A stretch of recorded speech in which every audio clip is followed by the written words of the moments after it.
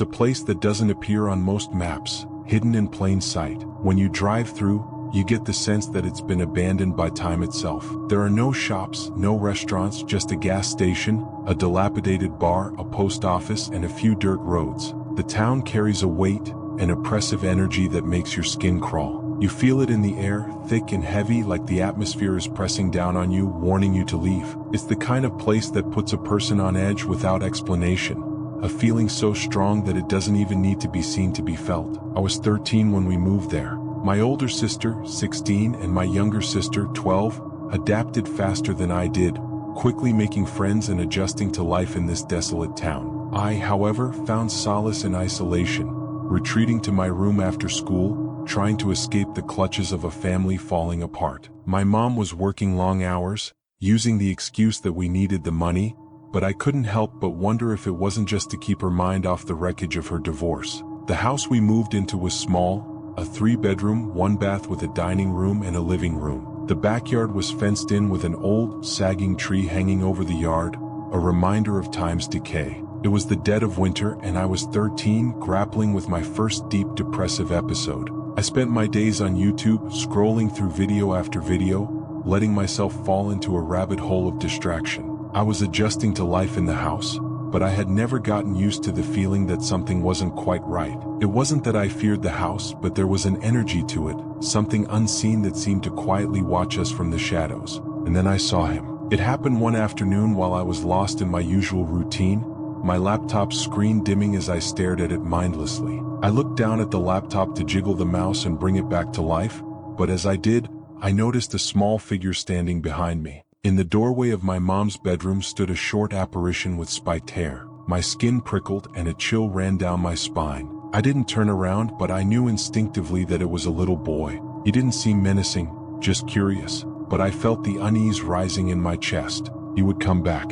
Each time, in my reflection or in the corner of my eye, I saw him. A black, shadowy figure, always fading away when I blinked. I didn't tell anyone. Who would believe me? I was already being bullied at school, and I didn't want to seem weak or crazy to my sisters or my mom. But as the days passed, I started to notice other things. Objects would fall, cabinets slammed shut on their own, the TV would flicker off. Sometimes the curtains would sway even though no wind was blowing. The boy started appearing closer. Sometimes he was in the doorway of my room or standing by the dining room table, staring. At night, I'd wake up in a cold sweat to see him standing at the foot of my bed, staring at my little sister, his ghostly pale blue eyes locked on her. The worst night was when I woke to find him standing in my room, the same disconcerting smile plastered on his face. His hair was spiked, bleach blonde, and his lips were a deep purple. He looked so strange, almost sickly, like something wasn't right with him. I never spoke of it, but my family, without me saying a word, began to notice the changes. Mom grew distant, her drinking heavier. My depression worsened. The house felt colder with each passing day. And then I started to fear the water. Baths, something I'd once enjoyed, became impossible. The minute I stepped into the tub, my chest tightened. I felt paralyzed, as though the water itself was closing in on me. I screamed for my mom, begging for her to pull me out, but the fear never left. Finally, the day came when we left. My mom and stepdad worked things out and we moved back home. I was relieved, but the memories of that house, the boy in the corner, lingered, and the energy of Windfall never quite left. Years later, sitting around a bonfire with my family, I casually mentioned the little boy. My mom's face turned pale. "Oh, for sure," she said, her voice hollow. "That place was haunted as hell." My older sister chimed in. "There was a little boy there, but he was not a little boy. He was evil." Later, my mom told me about an old woman who had haunted her in the house, standing at the end of her bed, whispering, "Get out of my house." She described how the boy would swing his legs on her dresser before jumping at her, only to disappear into the darkness. When we left, my mom researched the house. A little boy had drowned in the 70s right there in the yard. And that wasn't all. There was an old woman who had passed away there too. Windfall, Indiana. A place with ghosts, shadows, and stories too bizarre to ignore. It exists, and so does everything within it.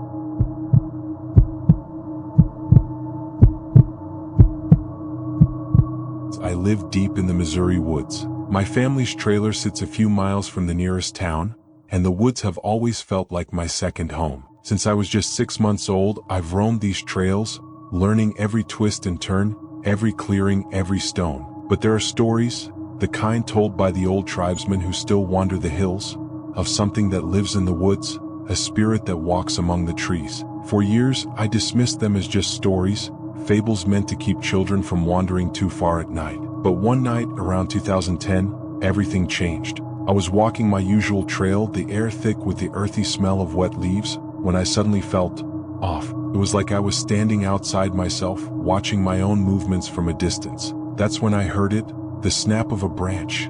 No, not a twig, but something far heavier. A large oak branch, thick as my arm, hit the ground with a thud. The forest went silent. No crickets, no owls, no rustling leaves, just silence. Then from the shadows, two yellow eyes glowed at me, intense, piercing, unnaturally high off the ground. A low growl vibrated through the earth, the sound of it shaking me to my core. It wasn't a dog. It wasn't a coyote. This was something bigger, something not of this world. My legs froze. I couldn't move, my breath coming in gasps. The growl continued, low and menacing, but the creature didn't move. Instead, it shifted in the shadows, revealing itself for just a moment. What I saw nearly made me pass out. It was like nothing I had ever seen. A black, skeletal mountain lion with the size of a grizzly bear. Its body was thin, almost emaciated, skin stretched over bones. There was no fur, no texture, just the raw outline of a beast that didn't belong in this world. It moved with terrifying grace, but as quickly as it appeared, it vanished. I ran until I collapsed inside my house, shaking. For months, I couldn't sleep, knowing that creature still haunted the woods, waiting for its next victim. On the quietest nights, I can still hear it, those eyes glowing from the dark, the sound of its growl deep in my chest.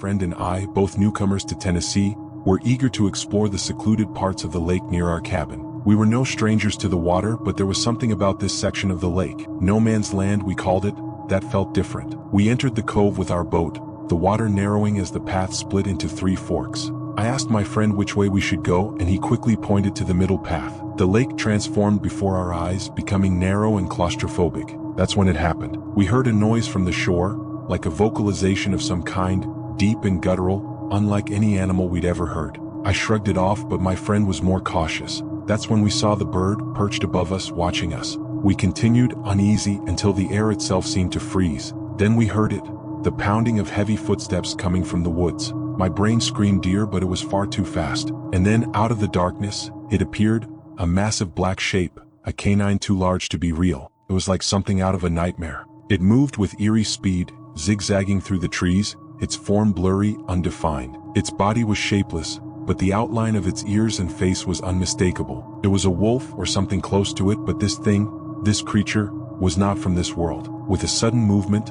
it leapt from the shore, hitting the water with a deafening splash.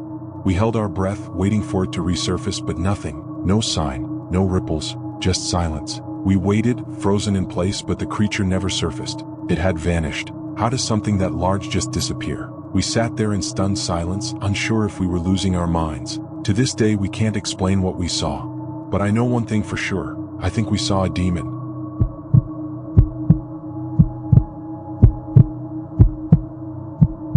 A night that never left us. It was the fall of my sophomore year in college, and I had finally found my people. I was attending a small liberal arts school in Suffolk County, New York, where I'd quickly bonded with a tight-knit group of theater geeks, 6 guys and 1 girl, who shared my love for horror films and ghost stories. It didn't take long for us to get close. Freshman year had been difficult, but we were there for each other. By sophomore year, we were ready to take on something bigger, something darker. We decided that Halloween would be the perfect time to find a creepy, isolated spot in the woods and scare ourselves senseless. We did some research and found an area about 30 minutes away from campus, infamous for its paranormal sightings. The woods were so isolated, it practically begged for ghost hunters like us to poke around. The perfect place for an October night of terror. We split into 2 cars, each of us buzzing with excitement, knowing this would be a night we'd never forget.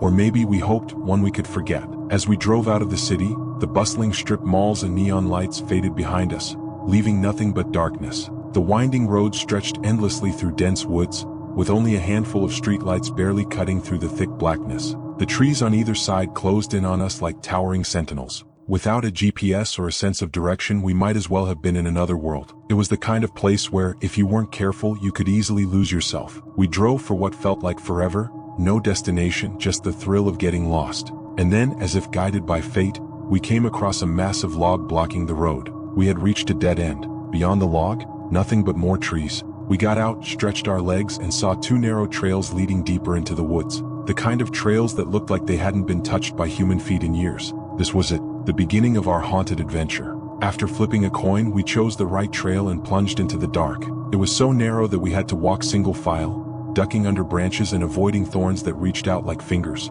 I ended up in the back, which should have been the safest spot, but as the minutes ticked by, a strange unease began to crawl up my spine. I kept hearing something faint but distinct, whispers, footsteps, something deep in the woods just out of sight. At first, I tried to shake it off as my imagination. After all, what could possibly scare a group of 7 college students? But the further we went, the more I felt like we were being watched. And I wasn't the only one. We kept walking for what seemed like forever until we came to a massive clearing. I mean massive. It stretched farther than I could see, a vast empty field surrounded by trees. The grass was wild, untamed, nothing like the manicured lawns you'd see back at the dorms. It was eerie. We stood there, caught in a silence that felt too thick, too unnatural. Then someone pointed. "Hey, check that out." We all turned and there it was, a house. It looked like something straight out of a ghost story. The paint was peeling, the windows boarded up, the whole place sinking into decay. It was completely dark, no lights, no sign of life. We walked toward it, shone our flashlights through the cracks in the boards. I could barely make out the shape of a couch, covered in plastic and nothing else. Whoever had lived there, they were long gone. We were all sufficiently creeped out by the house, so we decided to move back toward the trail we had come from. But before we could sit down and catch our breath, something made us stop in our tracks. Mark, the most level-headed of us, was staring at something in the distance, his expression frozen in shock. He didn't need to say anything. We all saw it. At the far side of the field, moving through the trees, was a figure. At first, it looked like just a shadow, a distortion in the dark. But as our flashlights swung toward it, we realized what we were seeing. It was a person, or at least something that looked like a person. Tall, lanky, pale, it was skipping around, spinning, twirling among the trees, grabbing onto them like they were dance partners. The movement was jerky, unnatural, like someone who didn't belong there at all. We all stood frozen. The moonlight was bright enough to illuminate the figure, but the surrounding woods swallowed up anything beyond it. My heart pounded. "Jay," I whispered, grabbing the arm of my friend who had just scoffed at the idea of a ghost earlier. "Look, over there." He squinted, his eyes adjusting. Then the second he saw it, his face turned white. He gripped my arm, gasping, "What the F is that?" The figure stopped, and it was as if the whole forest went silent, utterly still. Then it charged toward us. It was fast, unnaturally fast. It didn't hesitate. It didn't flinch. It was running straight at us, directly into the clearing. Its movements were unnervingly fluid, almost graceful, but the intent was terrifying. The thing didn't seem to care that we were a group, 7 strong. It was coming for us, and there was no questioning it. We ran. We bolted down the trail, panic driving us faster than we'd ever run in our lives. But Jay, the big skeptic, hadn't seen what we'd seen. He was shouting after us, confused. "Guys, what is it? What's going on?" Then we heard it, his scream. Holy shit. I looked back just in time to see his flashlight flickering in the distance, chasing us down the trail. The sound of our footsteps pounding the earth filled the air. It felt like we ran for hours, but in reality it was probably just a few minutes before we reached our cars. We didn't stop. We didn't look back. We just piled in and sped off. When we finally pulled over a safe distance away, we could hardly catch our breath. None of us spoke at first. We just stared at each other, wide-eyed, not knowing what to say. The night air was thick with adrenaline and fear. Even now, all these years later, that night still lingers in the back of my mind. We've all kept in touch, but from time to time, one of us will text the group, "The woods, that really happened, right?" It did. And I'm not sure what we saw that night, but I know we weren't supposed to. Whoever, or whatever, that thing was, it didn't hesitate. It didn't care that we were a group. It didn't care that we were college students out to have fun. It knew we were there and it came for us. And the scariest thing?